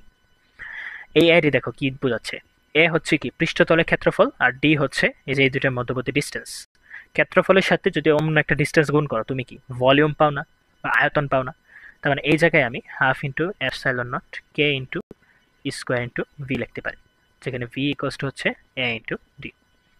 এই ভলিউমটা আসলে কোন ভলিউম, এই যে মাঝখানে যে এরিয়াটুকু আছে, মানে যে এর যে পৃষ্ঠতলটা ছিল, এই যে এখানে যে পৃষ্ঠতলটা ছিল দুইটা, পৃষ্ঠতলের ক্ষেত্রফল তো ছিল কি এ, রাইট? পৃষ্ঠতলের ক্ষেত্রফল ছিল এ, আর মাঝখানে ডিস্টেন্স হচ্ছে ডি। তো এ আর ডি যদি গুণ করে তুমি হচ্ছে যে এই যে মাঝখানে যে অংশটুকু আছে না, মানে সহজ কথা ক্যাপাসিটরের যে মাঝখানের অংশটুকু তার আয়তনটা পেয়ে যাচ্ছ। এই যে এই মাঝখানের অংশটুকু, এই যে মাঝখানে হিবিজিবি যে দুইটা পাতের মাঝখানে যে অংশটুকু আছে না, সেই অংশটুকুর ক্ষেত্রফলটা তুমি পেয়ে যাচ্ছ। একটু হিবিজিবি লেগে গেছে, ঠিক আছে? এই যে এই পার্টটা আর কি, যে এতটুকু যে মাঝখানের জায়গাটা আছে না, এই মাঝখানের জায়গাটুকুর আয়তনটা পেয়ে যাচ্ছে, আর কিছু না। এই যে এরকম কিছুটা ঘনকের মতো দেখা যাবে আর কি যদি এটাকে ফিল আপ করি, ঠিক আছে? ওই আয়তনটা পেয়ে যাচ্ছ। তো এই যে ধারকে যে সঞ্চিত শক্তি পাইছিলাম ই বা ইউ যে পাইছিলাম, ওই ইউ এর সূত্রের আরেকটা রূপ হচ্ছে কি, এটা সমান হচ্ছে, আচ্ছা দুটো তো আবার সেম হয়ে যাচ্ছে, তাহলে এটাকে আমি মুছে দিই, জাস্ট হচ্ছে ইউ ইউজ করো। ইউ সমান হচ্ছে half into epsilon not into k into E square into V. এটা হচ্ছে আরেকটা সূত্র, যেখানে ই হচ্ছে ওই ধারকের মধ্যবর্তী প্রাবল্য, মানে তড়িৎ প্রাবল্য আর কি, যাই হোক পুরোটা লিখে দিই, তড়িৎ প্রাবল্য। ভিটা কিন্তু বিভব পার্থক্য না, ভি হচ্ছে ধারকের আয়তন, সহজ কথা, ধারকের আয়তন, ঠিক আছে? এপসাইলন নট আর কে কি জানো, এটা কে এপসাইলন নট আর কে এটা তো তোমরা জানো কি হবে, রাইট? ওই নিয়ে কিছু বললাম না। তবে এই সূত্রটা থেকে আমার সব থেকে বেশি কাজে লাগে হচ্ছে একক আয়তনের শক্তি। ভি দ্বারা গুণ করার কারণে এটা সম্পূর্ণ আয়তনের শক্তিটা পাইছো। এটা হচ্ছে টোটাল আয়তনে, মানে সহজ কথা সম্পূর্ণ ধারকের মধ্যে সঞ্চিত শক্তি। আমি যদি বলি যে ধারকের একক আয়তনে সঞ্চিত শক্তি কত, তখন জাস্ট আয়তন দ্বারা ভাগ করে দিলেই হবে সঞ্চিত শক্তি। তাহলে যদি বলি একক আয়তনে সঞ্চিত তড়িৎ শক্তি, সঞ্চিত শক্তি, সেটা কি হবে? ধরো এটাকে আমি ইউ ভি দ্বারা প্রকাশ করলাম, বই হচ্ছে অন্য কিছু দ্বারা প্রকাশ করতে পারে, তো বইটা একটু খুলে দেখো। হাফ ইন্টু, মানে ইউভি সমান আর কি, ওই ইউ যেটা ছিল, টোটাল ইউটা যেটা ছিল সেটাকে হচ্ছে আমি ভি দ্বারা ভাগ করে দেবো। অর্থাৎ যে এই সূত্রটা কিছুক্ষণ আগে পাইছি সেটাকে ভি দ্বারা ভাগ করে দেবো। ভি দ্বারা ভাগ করলে ভিটা জাস্ট চলে যাচ্ছে, থাকতেছে কি, থাকতেছে হচ্ছে হাফ ইন্টু এপসাইলন নট কে ইন্টু স্কোয়ার, ঠিক আছে? এটা হচ্ছে আমার কাঙ্ক্ষিত সূত্র। আরে কি এলো রে, এটা হচ্ছে আমার কাঙ্ক্ষিত সূত্র। ঠিক মরে যেতে সেকেন্ড বারবার, একটু ইয়া করি, আচ্ছা ঠিক আছে। এটা হচ্ছে আমার একক আয়তনে সঞ্চিত শক্তির সূত্র। তোমার হচ্ছে মেইনলি এই জিনিসটা মনে রাখতে হবে, ঠিক আছে? তোমার ডেরিভেশন কিছু লাগবে না। এখন আরেকটা জিনিস, সেটা হচ্ছে গোলক, গোলকের ধারকত্ব। এই গোলক জিনিসটা তোমাদের পিছে সারবে না, চাপলে তুমি শিওর থাকো। গোলকের ধারকত্ব, একটা গোলক যদি আনি, আর এটা গোলক না, এই যে ধরো একটা গোলক আনলাম, এই গোলকের ধরো হচ্ছে এটা হচ্ছে কেন্দ্র, কেন্দ্র থেকে এই ডিস্টেন্সটা হচ্ছে তার ব্যাসার্ধ আর, স্মল আর দিতে পারো যেটা ইচ্ছা। ধরো এই গোলকের, এটা আসলে ফাঁপা গোলক, এটাকে তোমরা হচ্ছে, আচ্ছা যে গোলকই হতে পারে, যাই হোক গোলকের পৃষ্ঠে ধরো হচ্ছে কিছু চার্জ জমা আছে, পজিটিভ চার্জ হতে পারে, নেগেটিভ চার্জ হতে পারে, যেটা ইচ্ছা, ঠিক আছে? যদি এখানে যে গোলকটা নিয়ে কথা বলতেছি সেটা হচ্ছে ফাঁপা গোলক, তোমাদের হচ্ছে ফাঁপা গোলকগুলোর ক্ষেত্রে ম্যাক্সিমাম ইউজ হবে এটা। আচ্ছা, তো এখানে হচ্ছে কিউ চার্জ জমা আছে, তো কিউ চার্জ যদি জমা থাকে, তাহলে তারও একটা কি ভোল্টেজ আছে, বিভব আছে, তার পৃষ্ঠের একটা বিভব আছে, তাই না? পৃষ্ঠের যেমন একটা বিভব আছে, তেমনই কি ভিতরেও বিভব আছে। অর্থাৎ ধরো যদি এটাকে ও পয়েন্ট ধরি, এ পয়েন্ট ধরি, ও পয়েন্টে যে বিভব পাবো, এ পয়েন্টে বিভব তাই একই পাবো। আবার ও এর মাঝখানে যত শত পয়েন্টই নিই না কেন, সবগুলোতে বিভব হচ্ছে সেম হবে, এবং তা কিসের সমান হবে? পরিধিতে যে বিভব ছিল তার সমান হবে। এটা কই থেকে আসছে, কেমনে আসছে, এটা হচ্ছে আমার যে বিভবের লেকচারটা আছে সেটা দেখে আসবে, তাই মাথা ঢুকবে, ঠিক আছে? তো চার্জ জমা হওয়ার কারণে ওই গোলকের মধ্যে একটা ভোল্টেজও আছে, বা গোলকের ওই যে পয়েন্টেই আমি ধরতে চাই ওই পয়েন্টে একটা বিভব পাবো। তো যদি আমরা ধারকত্বের সূত্রটা নিই, সি ইকুয়ালস টু কি, Q divided by V, right? এখন কিউ তো কিউই, ওইটা নিয়ে তো কিছু আমার প্রশ্ন নাই। ভি সমান কি লিখতে পারি? ভি সমান আমরা লিখতে পারি, আমরা সূত্র জানি 1/4 pi epsilon not into k into কি, ওই গোলকের চার্জ কত, কিউ, ডিভাইডেড বাই কি, যদি আমি তার পরিধির কথা বলি বা পরিধি পর্যন্ত ডিস্টেন্সটা নেই, তাহলে ওই পরিধিতে এ পয়েন্টে বিভব, তাহলে পরিধির ডিস্টেন্স হচ্ছে আর, ওইটা নিলাম, ঠিক আছে? তাহলে সি ইকুয়ালস টু হচ্ছে কি আসতেছে, এই 1/4 পাই এপসাইলন কে, মানে নিচে জিনিসগুলো উল্টে যাচ্ছে, তাহলে কিউ ইন্টু উপরে চলে যাচ্ছে 4πε0 k ইন্টু আর, নিচে আছে কিউ, কিউ কিউ কাটা, তাহলে থাকতেছে হচ্ছে c ইকুয়ালস টু 4πε0 আর। এই সূত্রটা তোমরা হচ্ছে ফাঁপা গোলক ছাড়াও তোমরা হচ্ছে নিরেট গোলকের ক্ষেত্রেও ইউজ করতে পারবে, ঠিক আছে। যদিও হচ্ছে আমাদের এই চ্যাপ্টারটাতে ম্যাক্সিমামই হচ্ছে দেখবা মানে ফাঁপা গোলক নিয়ে আলোচনা বেশি হয়েছে, নিরেট গোলক নিয়ে আলোচনা তুলনামূলক কমই হয়েছে, বা হচ্ছে এই চ্যাপ্টার নিরেট গোলক রিলেটেড ম্যাথগুলো গাউসের সূত্রে ম্যাথের মধ্যেই হচ্ছে বেশি ইউজ হয়। তবে আইরনি হচ্ছে যে গাউসের অনেকগুলো টপিক থাকলেও, গাউস সূত্র রিলেটেড অনেকগুলো অ্যাপ্লিকেশন থাকলেও ওগুলোর ম্যাথ তেমন বোর্ডে আসে না, আর আসলে হচ্ছে ওইগুলো অবজেক্টিভ রিলেটেড ম্যাথই আসে বেশি, ওইগুলো যখন গাউসে যাবো তখন দেখবো। তো আমরা হচ্ছে গোলকের জন্য হচ্ছে বা গোলকের ধারকত্বের সূত্রটা পেলাম 4πε0 আর, গোলকের ধারকত্ব। এখন দেখো গোলকের যে ধারকত্ব আছে, এই যে 4πε0 পার্টটা আছে, এই যে 4πε0 পার্ট যেটা আছে সেটা কি একটা কনস্ট্যান্ট ভ্যালু না? কনস্ট্যান্ট ভ্যালুটা যদি আমি সরাই দিই তাহলে সি সমান আমি কি পাচ্ছি? সি হচ্ছে যদি কনস্ট্যান্ট সরাই দিই তাহলে সি সমানুপাতিক কি আর পাচ্ছি, রাইট? অর্থাৎ একটা গোলকের ক্ষেত্রে তার ধারকত্ব ওই গোলকের ব্যাসার্ধের উপর নির্ভর করে, ব্যাসার্ধ যত বাড়ে ওই গোলকের ধারকত্ব তত বেড়ে যায়, ঠিক আছে। এই জিনিসটা জাস্ট একটু অবজেক্টিভের জন্য মনে রাখতে পারো। তো এই ছিল হচ্ছে ধারক রিলেটেড যতগুলো টপিক অ্যাটলিস্ট ইন্টার লেভেলে তোমাদের বোর্ড লেভেলে এবং হচ্ছে অ্যাডমিশন লেভেলে লাগতে পারে, সবগুলোই তুলনামূলক মোটামুটি আলোচনা করা হয়েছে। পরের ক্লাসে হচ্ছে এই টপিক রিলেটেড আমরা ডিটেল অনেকগুলো ম্যাথ করবো, যতগুলো টাইপ কভার করা সম্ভব সবগুলোই করবো, ঠিক আছে। তাহলে আজকে এই পর্যন্তই থাক, এখানে হচ্ছে এখানেই সমাপ্তি, ফিনিশড, ঠিক আছে। আল্লাহ হাফেজ।